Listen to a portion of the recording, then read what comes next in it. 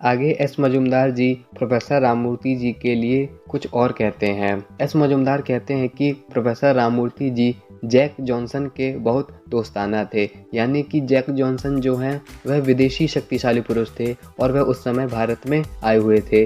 तो प्रोफेसर राममूर्ति जी और Jack Johnson की बहुत ही ज़्यादा बनती थी। दोस्तों, मुझे जैक जॉनसन का फ़ोटो तो नहीं पता है कौन सा है, लेकिन यह बात सत्य है कि जैक जॉनसन प्रोफेसर राममूर्ति जी के बहुत ही दोस्ताना थे, यानी कि इन दोनों में बहुत अधिक मित्रता थी।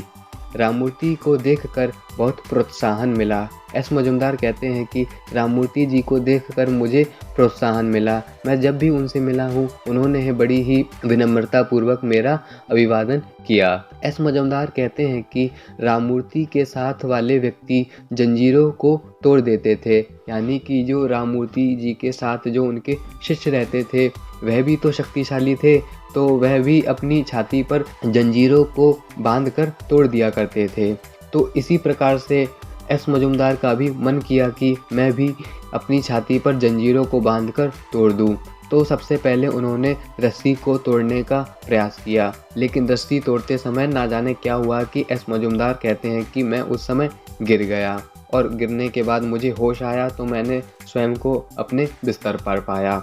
बाद में वह कहते हैं कि मैंने नारियल की रस्सी को अपनी छाती पर बांध लिया और उसको तोड़ने का प्रयास किया, लेकिन नारियल की रस्सी होने की वजह से मेरी छाती पर एक घाव हो गया और फिर उस घाव को भरने में काफ़ी समय भी लगा। एस मजुमदार कहते हैं कि प्रोफेसर राममूर्ति जी वास्तव में बहुत ही सुंदर काया के व्यक्ति थे। प्रोफेसर राममूर्ति जी की छाती 48 इंच की थी, लेकिन जब वह प्राणायाम कर लेते थे या फिर अपनी छाती को जब वह फ्लेक्स करते थे तो फिर उनकी छाती 48 इंच से 58 इंच की हो जाती थी। दोस्तों, हमें भी पता है कि प्रोफेसर राममूर्ति जी की छाती का परिमाप भी यही था और इस पुस्तक में भी यही बताया गया है कि प्रोफेसर राममूर्ति जी की छाती 48 इंच की थी, लेकिन पंप होने के बाद 58 इंच की हो जाती थी।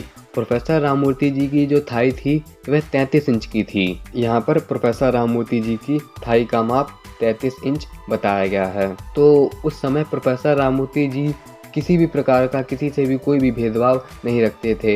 हिंदू हो या मुस्लिम हो, सभी को वह एक समान ही ज्ञान दिया करते थे। प्रोफेसर राममूर्ति जी के अनेक हिंदू शिष्य थे, लेकिन उनके साथ साथ प्रोफेसर राममूर्ति जी के मुसलमान भी शिष्य थे जिनको वह अपना ज्ञान बांटते थे। तो प्रोफेसर राममूर्ति जी के एक शिष्य थे जिनका नाम रहीम था। रहीम एक मुसलमान का नाम है, तो मुसलमान होकर भी वह प्रोफेसर राममूर्ति जी जो थे वह उनको शिक्षा देते थे कि किस प्रकार से शक्तिशाली बना जाता है और किस प्रकार से पहलवानी के दाव पेच को प्रोफेसर राममूर्ति जी रहीम को सिखाते भी थे। तो रहीम जो थे वह उस समय प्रोफेसर राममूर्ति जी के लिए काम कर रहे थे, यानी कि जो प्रोफेसर राममूर्ति जी ने जो अपना ग्रुप बना रखा था उसमें उनके काफ़ी शिष्य थे।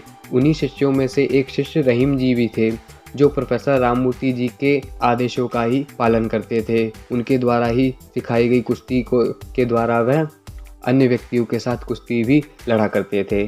तो दोस्तों, अगली वीडियो में हम जानेंगे कि गामा पहलवान की और पीटरसन की किस प्रकार से कुश्ती होती है, क्योंकि कुश्ती के बारे में भी इस पुस्तक में बताया गया है, गामा के बारे में भी इस पुस्तक में बताया गया है, जिसकी चर्चा मैं अगली वीडियो में करूँगा।